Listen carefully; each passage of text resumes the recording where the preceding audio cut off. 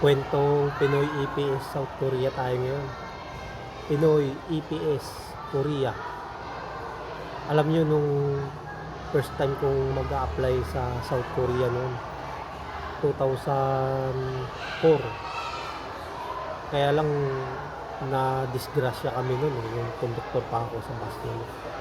Kaya hindi ako natuloy agad. Sayang kasi madaling mag-apply pa noon eh. Yung exam noon may translation ng English. Saka pupunta ka sa POA, madali lang magpapa-register ka. Tapos pag tumawag yung mga employer noon, pag pasado ka na, ipapadala lang sa barangay yun eh, sa munisipyo, tapos dadalhin sa bahay ninyo.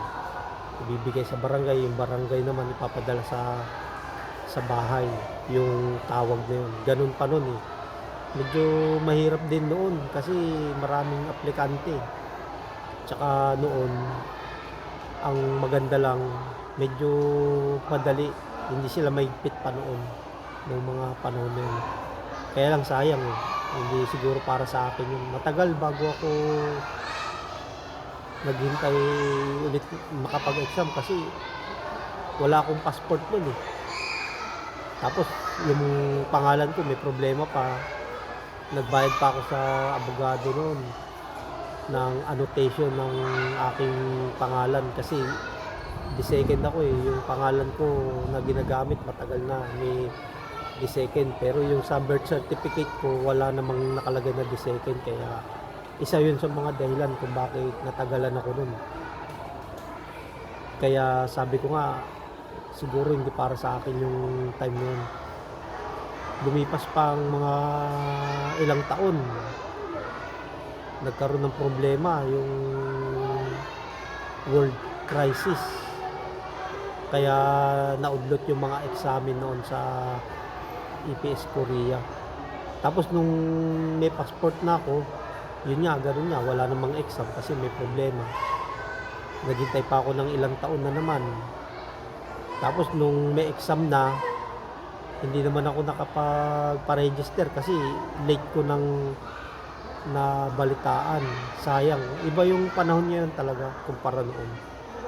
Ngayon maraming vlogger, maraming may internet na maganda, maraming magbabalita. Hindi katulad nun, talagang parang kwentong barbero pa lang nun. Kaya pahirapan pa noon. Kaya sabi ko nga, yung mga bata ngayon, swerte dahil ang dami nilang pwedeng puntahan na bansa. Marami silang pwedeng applyan. Walang placement fee yung iba, karamihan. Magtsatsaga ka lang, basta magtsaga ka lang maghanap ng mapapasukan trabaho. Hindi ka mapabakante. Pero kung mapili ka at ayaw mong magtrabaho ng katulad nung maraming open na hiring ngayon, ayun talaga. Okay, sa EPS Korea kasi yung importante dyan, nakapag-aral ka ng Korean language eh. Dati kasi noon, kahit na hindi ka mag-aral ng Korean language, okay lang. Kasi meron naman translation ng English. Yun ang ano nun eh. May Tagalog pa nga yata eh. Hindi ko sigurado kung may Tagalog, pero nakita ko may English eh. May translation. Kaya, hindi katulad ngayon, talagang purong Korean language na. Tsaka mahigpit ngayon, kailangan aaral ka maigi kasi pag hindi ka nag-aaral na maigi, sigurado hindi ka papasa, makababagsak ka lang talaga. Kasi may skill test pa. Yan, inabot ko rin yan. Yung skill test. 2015 nag-skill test kami. Nung nag-exam ako 2013, nung una kong exam KLT 9, hindi naman ako pumasa nun eh. Tapos KLT 10 2014, KLT 11 2014 din yun. Maswerte na lang kami nung nag-exam kami nung KLT 10, konti lang kasi yung pumasa noon. Kaya nasundan din agad. KLT 10 nasundan agad yun, ilang buwan lang ang pagitan. May KLT 11 na, kaya sabi ko last try ito, pagka hindi nakapasa wala na. Kasi 37 na ako nun eh. Kaya nung nakapasa ako at na-select, 38 na ako nun. Marami kami. Tapos naghintay pa ako ng isang taon na expired yung aking EPS roster. Kasi hindi ako na-select eh. Pero sabi nila, nagka-employer ka na, kaya lang yung validity ng exam mo ng 2 years, yung pang 1 year, eksaktong nag-expired. Kaya pag-renew ko, doon lumitaw eh. Doon nakita. Sabi ko, nagulat ako, meron palang ganito na sa EPS account ko. Kaya lagi nyong i-check yung inyong EPS account kung may mga problema. Kasi ang mga nagiging problema noon, ang napapansin ko, mga nagiging problema noon, yung pangalan, yung spelling, yung junior, senior, the second, the third, yan yung mga ibang nagkakaproblema eh, bukod sa spelling. Tapos yung halimbawa male, female, nagkakapalitan.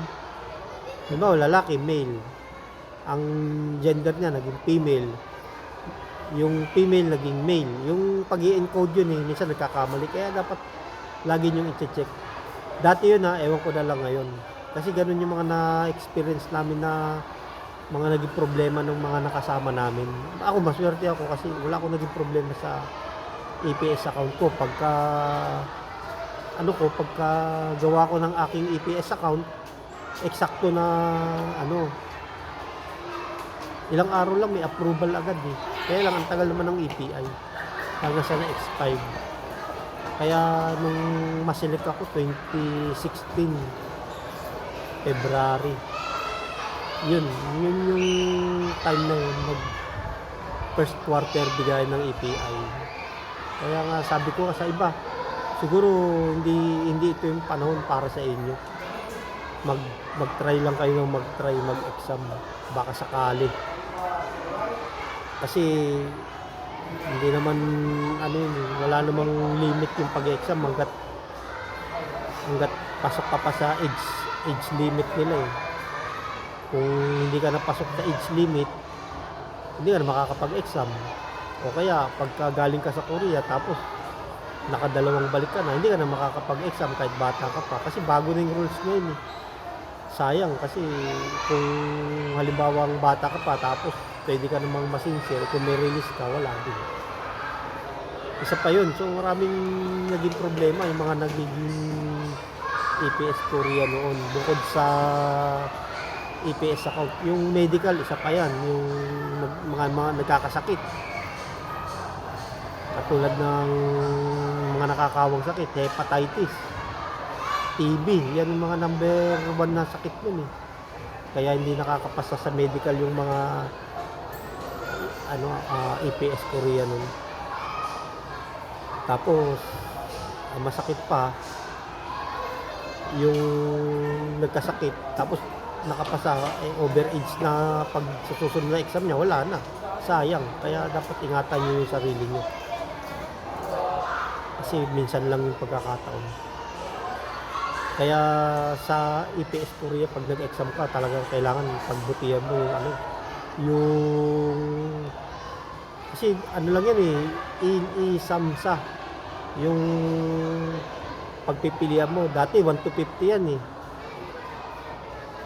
ngayon hanggang 1 to 40 na lang daw. CBT karamihan dapat. Sa amin kasi no, PBT, karamihan PBT lang. Ang CBT kasi nun mga ex-Korea. Pero nung huli kong exam, KLT 11, puro kami PBT nun eh. Tapos sumunod KLT 12, may CBT na eh. CBT yung first time mag-exam sa EPS. Minsan ex-Korea, ganun din. Dati kasi yung CBT pang ex-Korea lang yun eh. Ngayon halo-halo na. Kung gusto ng ex-Korea mag-CBT o PBT, dati yun ewan ko lang ngayon, lahat yata puro CBT na, kasi dahil sa pandemic, hindi na rin ako masyadong updated sa mga ganyan. So So, sa video na ito, nakakwento ko lang kasi yung aking naranasan noon. Mahirap din pinagdaanan namin noon.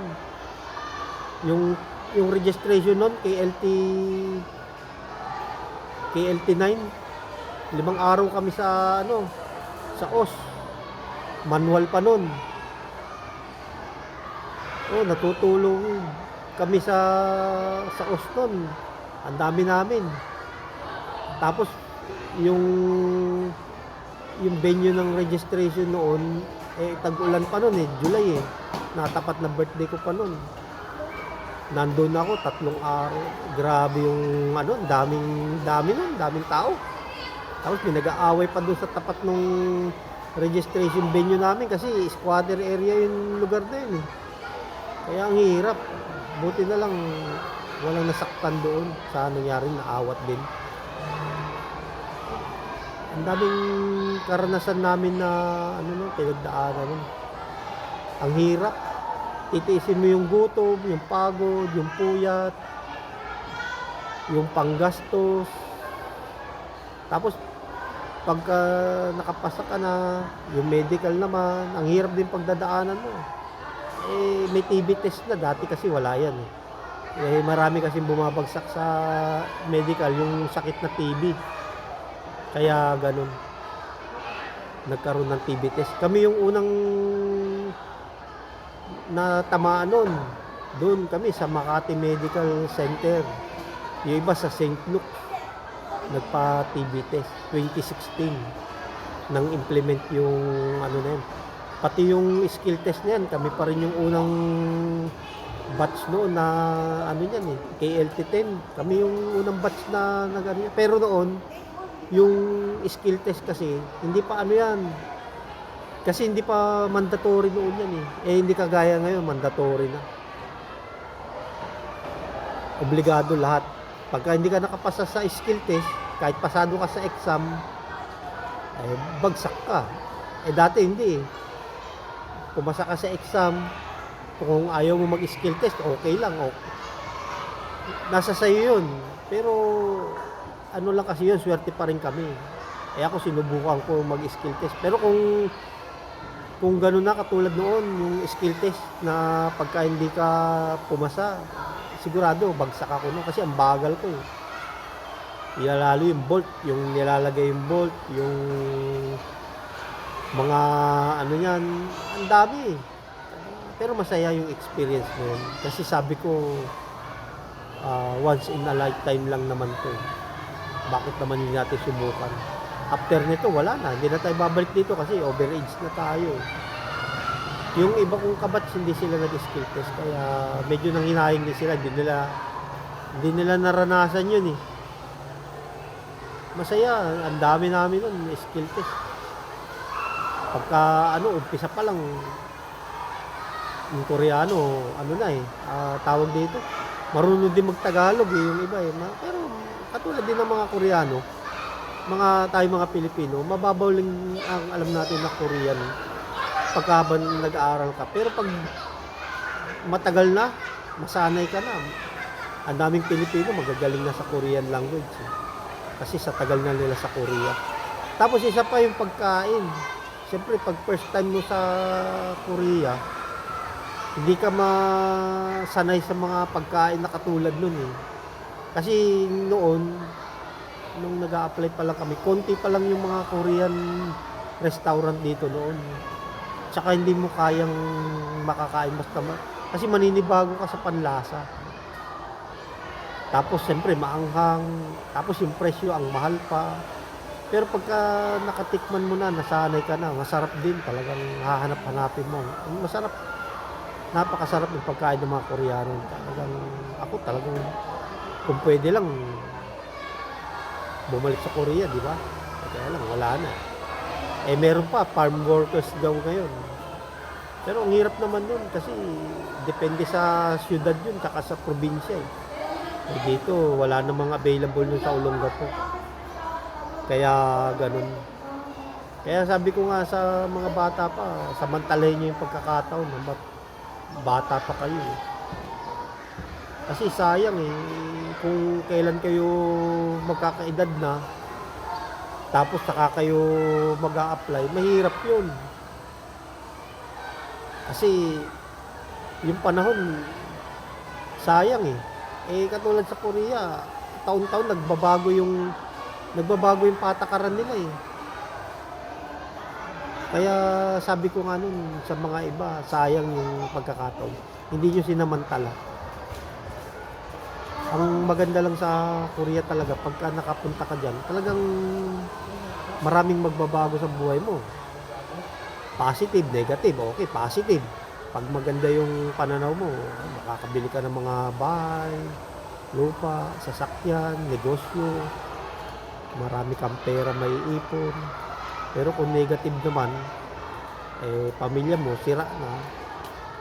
Tapos, dahil maraming tukso sugal, alak, babae. Yun ang negative na mangyayari doon pagka hindi ka marunong.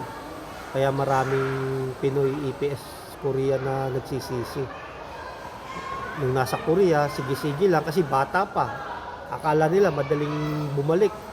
Hindi nila alam hindi na ganun kadali ang proseso na katulad ng pinagdaanan nila nung una. Nagbabago kasi yan taon-taon. Katulad ng sweldo sa Korea, taon-taon yan nagbabago Hindi yan katulad nung nakapix lang sa ibang bansa na ganito, tapos i-increase ka kung kailan nila gusto. Doon sa Korea, taon-taon yan kasi batas nila yun Kaya sabi ko nga, yung masipag ka, tapos maganda yung napuntahan mong kumpanya.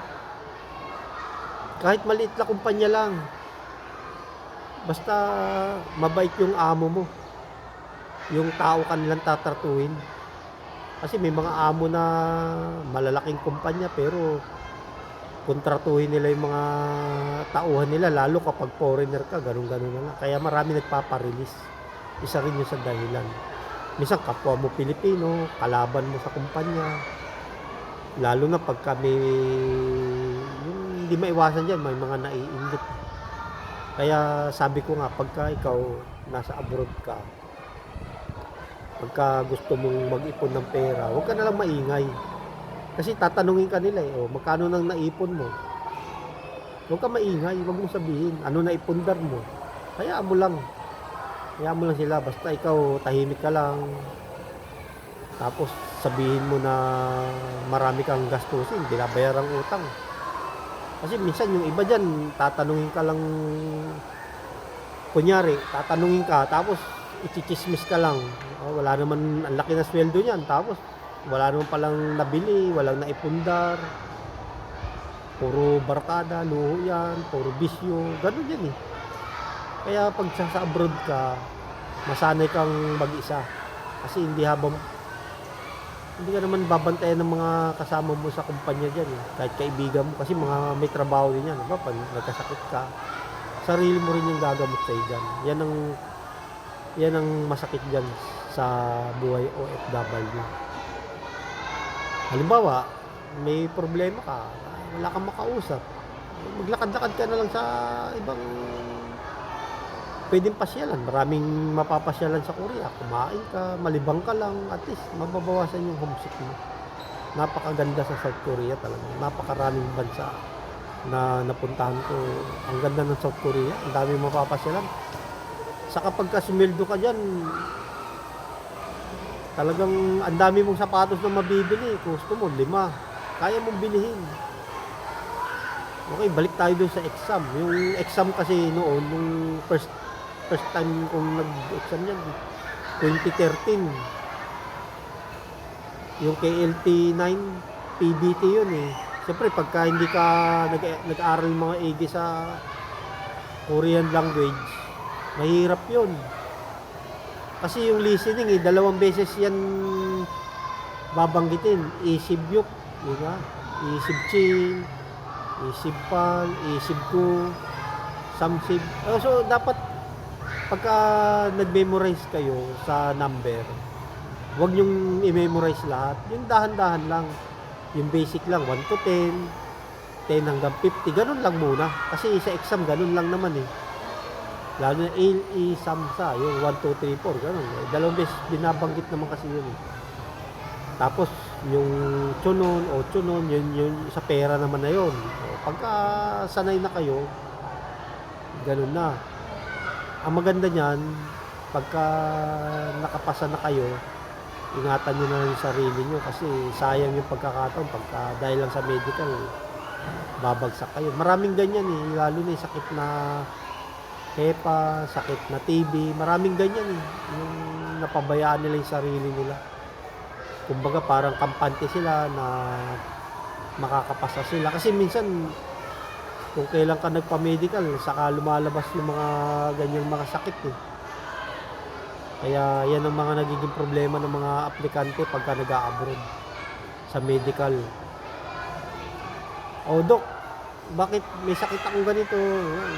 Di ba? Ganun yan wala kang magagawa. Yun yung lumabas Tapos pupunta ka, second opinion, maghahanap ka ng ibang mga clinic o hospital. Yan ang maganda lang sa pagka-applikan ka sa South Korea. Hindi lang isang clinic o hospital yung gusto o pwede mong puntahan. Marami. Basta accredited siya ng DOH at POA o DMW na ngayon. Kaya sabi ko nga pagka gusto nyong mag-apply sa South Korea, ingatan nyo din yung sarili nyo. Hindi lang kayo nag-aaral Kasi magkano yung bayad sa pag-aaral ngayon ang mahal, di ba? Yung sa akin lang nun, 8,000 pesos yun. May trabaho ako nun sa SBMA, pero iniwan ko yung trabaho ko na yun para mag-aral lang ako ng Korean language. Kasi 2 beses na akong bumagsak nun Siyempre, pangatlo. Sabi nga nila, try and try. Di ba? Kaya ganun. Sa awa naman ng Diyos, nakapasa, nakaalis. Maganda rin yung experience na naranasan ko din. Ang hirap nga lang, walang pera, walang panggastos. Mag-aaral ka, wala kang pagkain. Kailangan pag nag-aaral ka, kailangan may kahit konti, may tinapay ka, kape, o biskwit man lang, may makakain ka. Kasi ang hirap Sunog na sunog daw yung calories. Yun ang kwento ng mga talaga noon, yung mga naunang batch na nag-aaral nun. Ngayon, ang hirap na. Talagang magsasaulo ka, memorize ka ng introduction mo pagka sa skill test. Talagang grabe ngayon. Pagka napapanood ko, parang hindi ko kaya yata ito, sabi ko. Kaya sabi ko, swerte ko pala dun. Buti walang ganyan. KLT10, bagsak ako niyan. KLT9, KLT10, parehas lang yung score ko nun, 16. Tapos KLT11, 20 lang ako. Tamo, isipin mo yun. Nakapasa ako sa exam nun, 20. Samantalang ang passing score ngayon, 24, 25, 26 yata. Mataas ang passing score ngayon, 40 items. Kaya sabi ko, swerte ko pala. Pag para sa'yo talagang swerte yan lang talaga.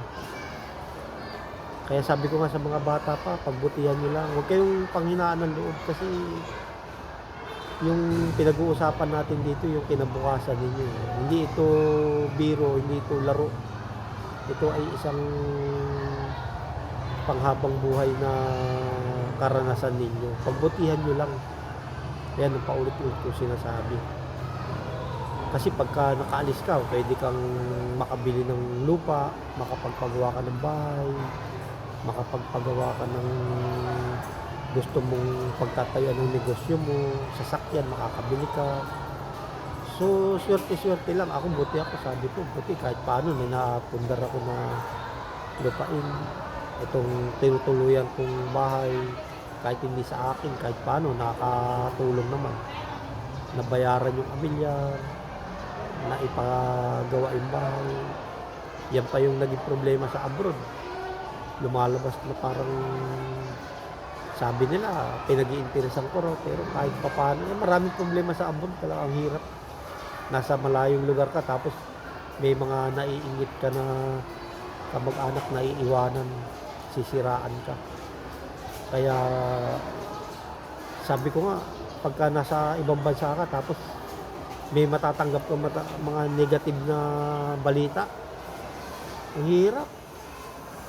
Tapos nagtatrabaho ka Korea Sa South Korea, ang bigat ng trabaho diyan, panggabi ka pa, pagod, gutom, puyat, tapos may problema pang hindi mo naman ginawa. Ikaw yung maapektuhan kasi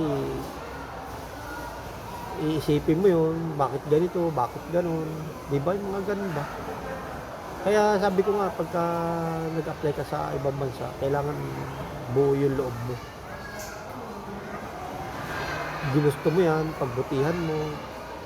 Pero yung iba naman, maswerte, talagang ang swerte ng iba.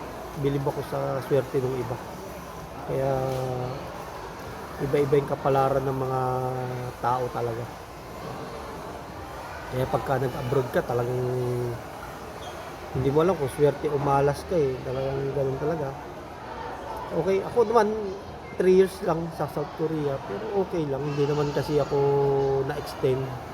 Gawa nung una kong company, nagsara. Tapos yung pangalawa kong company na napuntahan, ilang buwan lang din ako dahil nilipat yung lugar na yun eh. Yung kasing company namin nangungupahan lang pala doon sa isang lugar, tapos ililipat sila sa sarili nilang building. Ngayon tinanong kami kung gusto naming mag-stay o magpa-release. Naisip ko naman, hindi naman din sila magsisinsir, wala na akong magagawa, sabi ko, tapos delayed pa yung sweldo, lipat ako. Yung napuntahan ko, ganun din, bakalan, lipat na naman. Hanggang sa napunta ko sa isang taon ako mahigit, ganun pa rin, delayed pa rin yung sweldo. Ang hirap, sabi ko. Kaya sabi ko, salamat na lang kahit paano naranasan ko yung maging EPS Korea. Ganito pala ang buhay sa ibang bansa, sabi ko. Pagka wala kang experience pa at first time mo, talagang napakahirap din. Iba pa yung sa mga kasama mo sa trabaho, minsan may mabait, minsan may, alam mo na, may masama ang ugali, may mahirap pakisamahan, may madaling pakisamahan. Marami kang mararanasan pag nasa ibang bansa. Kaya kailangan ganun talaga. Ang pangit lang sa ibang bansa pag yung makikisama ka sa taong ayaw mo pakisamahan. Kasi lalo na kung mabisyo, siyempre hindi ka naman, katulad ko, hindi naman ako manginginom. Makikisama ako sa mga manginginom, siyempre mahirap yun, magastos, mga nagsusugal sila, ako hindi naman ako nagsusugal, di ako nagiinom, siyempre mahirap yun. Tapos makikisama ka sa mga katulad nila, mga iba may asawa na, may anak, tapos mamababae pa, madadamay ka pa dahil kasama ka.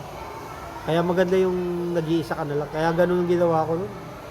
Bumukod ako, umupa na lang ako ng sarili kong kwarto, kahit maliit, kahit nagbabayad ako ng buwanan, tubig, ilaw, upa ko sa kwarto, wifi. At least peaceful yung aking environment. Kasi mahirap yung nasa isang accommodation kayo, sama-sama, tapos ang gugulo ng mga kasama mo. Hindi ka makapahinga, hindi ka makatulog ng maayos. Kasi ang bigat na nga ng trabaho, tapos ganun pa. Mahirap talaga. Kaya sabi ko nga, swerte-swerte lang sa buhay ng isang OFW talaga. Hindi kagaya nung iba, talagang ang ganda ng mga nila, napuntahan ng kumpanya. Ano pa sila, nasinsir. Balik sila doon. After 3 years, tapos renew sila 1 year and 10 months. Tapos uwi sila sa Pilipinas, tapos babalik na naman sila another 3 years na naman, 1 year and 10 months. Ang swerte nila. Talagang pagswerte talagang aabutin mo, talagang ang ganda ng magiging kapalaran mo talaga. Ang laking pera nung naiuwi nila sa Pilipinas. Bukod sa naipon nila, tapos may TGCom sila, Cookmin. Tapos yung ibang company, may mga bonus kasi yun din eh.